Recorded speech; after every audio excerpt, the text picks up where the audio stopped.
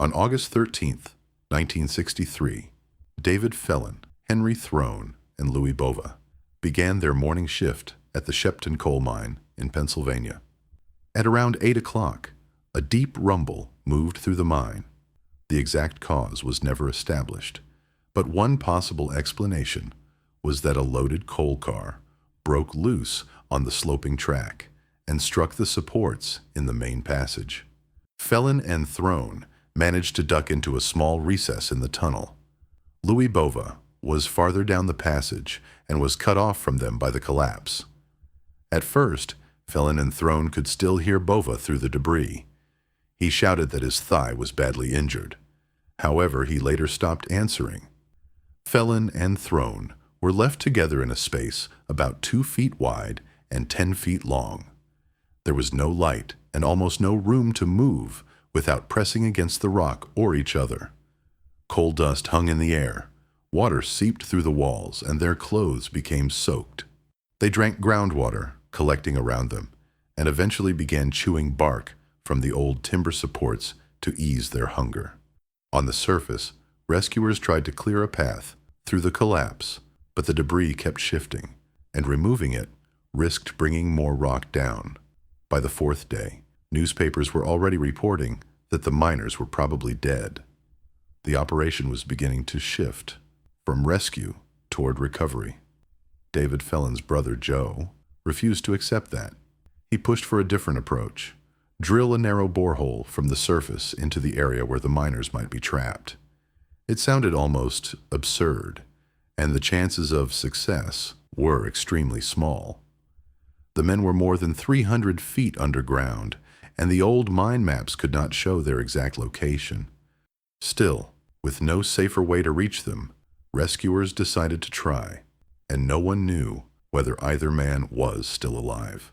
Late on August 18th, more than 5 days after the collapse, the drill suddenly lost resistance. It had entered an open space. The drill was removed, and a microphone was lowered through the hole. Rescuers called down. Then a voice answered. David Fellin and Henry Throne were alive. But the opening was only 6 inches wide, far too narrow for either man to escape through. By the 2nd week, Fellin and Throne were exhausted and cold. Although they now had flashlights, they were still confined to the same cramped chamber for days, with almost nothing around them changing. Both began hallucinating. They described strangers inside the mine, glowing religious figures, and the late Pope John XXIII.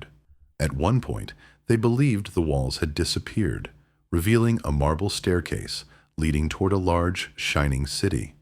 They also heard music. Meanwhile, workers continued enlarging the borehole. On August 27th, 14 days after the collapse, it was finally wide enough for a man to pass through. Barely.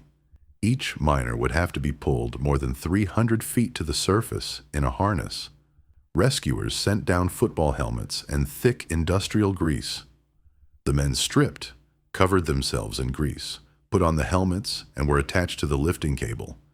Henry Throne went first. After 2 weeks underground, he reached the surface exhausted and disoriented. He was helped onto a stretcher and began to cry. David Fellin followed.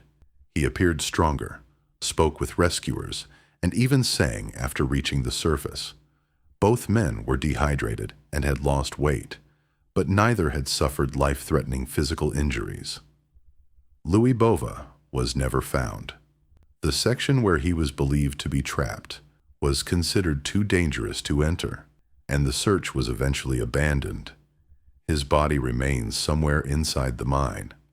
The Sheppton rescue was the first successful use of a borehole to bring trapped miners back to the surface. If you're interested in more real incidents and careful step-by-step reconstructions, subscribe to Vaughn Reconstructs. There are many more cases ahead. Take care, and thanks for watching.